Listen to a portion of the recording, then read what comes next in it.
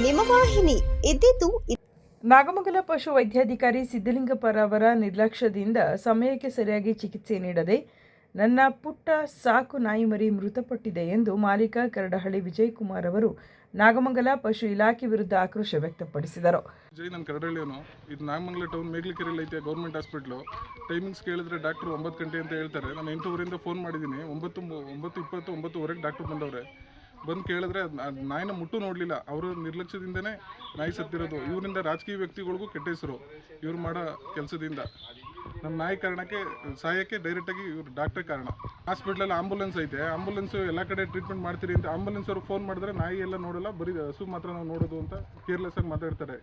ಪ್ರಾಣಿ ಅಂದರೆ ಬೆಲೆ ಇಲ್ಲ, ಇವರು ಬರೀ ದನ ಅಂತ ಕೇವಲವಾಗಿ ನೋಡ್ತವ್ರೆ ಹಸುಗಳೆಲ್ಲ. ಇವರು ಕರಡಹಳ್ಳಿ ಗ್ರಾಮದ ವಿಜಯಕುಮಾರ್ ಎಂಬುವರ ಮುದ್ದಾದ ರಾಟ್ ವಿಲರ್ ತಳಿಯ 9 ತಿಂಗಳ ನಾಯಿ ಮರಿಯನ್ನು ಸುಮಾರು 20,000 ಮೌಲ್ಯಕ್ಕೆ ಕೊಂಡು ತಂದು ಪುಟ್ಟ ಮಗುವಿನ ರೀತಿ ಸಾಕುತ್ತಿದ್ದರು. ತನ್ನ ಕುಟುಂಬಕ್ಕೆ ಈ ನಾಯಿ ಮರಿಯು ಆತ್ಮೀಯತೆಯಿಂದ ಹೊಂದಿಕೊಂಡಿತ್ತು.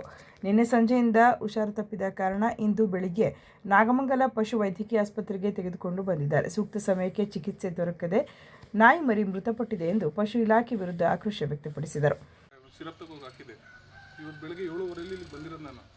ಡಾಕ್ಟ್ರು ಫೋನ್ ಮಾಡಿ ಹೇಳಿದ್ದೀನಿ, ಎಮರ್ಜೆನ್ಸಿ ಐತೆ ಕಳಿಸಿ ಸರ್ ಅಂತ. ಶರತ್ ಸರ್ ಕಳಿಸ್ತೀನಿ ಅಂತ ಹೇಳಿದ್ರು. ಇವಾಗ ಬಂದಿದ್ದು ಡಾಕ್ಟ್ರು 9:20 ಬಂದದನ್ನು ಮುಟ್ಟು ನೋಡಲಿಲ್ಲ. ಹಂಗೆ ಸತ್ತೋಗೈತೆ ಅಂತ ಹೇಳ್ಬಿಟ್ಟು ಸ್ಟೈಲಾಗಿ ಹೋಯ್ತವನೆ ಡಾಕ್ಟ್ರ್ ಅಂತ. ಅವನು ಡ್ಯೂಟಿ ಟೈಮ್ ಇದ್ದಾಗ ಬರ್ತೀವಿ ಅಂತಾನೆ. ಅಲ್ಲಿ ಟೈಮಿಂಗ್ಸ್ ಐತೆ ಅಂದರೆ ಕಸ ಗುಡ್ಸೋ ಟೈಮ್ ಹೋದು ಅಂತ ಹೇಳ್ತಾವನೆ ನಮ್ಮ ಹತ್ರ.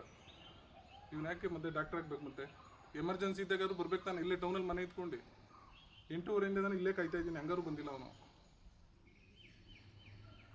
ನಾಗಮಂಗಲ ಪಶು ಇಲಾಖೆಯಲ್ಲಿ ಇಲ್ಲಿನ ಪಶು ವೈದ್ಯಾಧಿಕಾರಿಗಳು ಕಾಟಾಚಾರಕ್ಕೆ ಬಂದು ಕೆಲಸ ನಿರ್ವಹಿಸುತ್ತಾರೆ. ಕಚೇರಿ ಮುಂಭಾಗವನ್ನು ಸಮಯಕ್ಕೆ ಸರಿಯಾಗಿ ಯಾವ ಅಧಿಕಾರಿಯೂ ಕೂಡ ಬರುವುದಿಲ್ಲ.